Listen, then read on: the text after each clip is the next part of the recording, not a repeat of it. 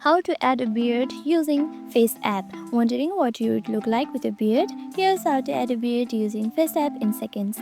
Open the FaceApp app on your device. Now go to your gallery. Now pick the photo from your gallery. Make sure it is cleared and front-facing photo. Or you can just take new one inside the app using the camera. Let me just pick up from my gallery. Okay, once you pick it up, scroll to the bottom toolbar like this, and you can see beards right here. Tap on beards.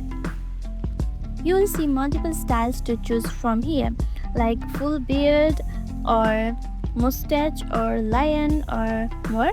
Just choose it from here. Tap each style to instantly preview how it looks on your face. Tap on it. Now once you find your beard, tap apply. Now hit the save to download the image or share it directly to your socials. And that's it. Just like that, you have grown the perfect beard without a single razor stroke.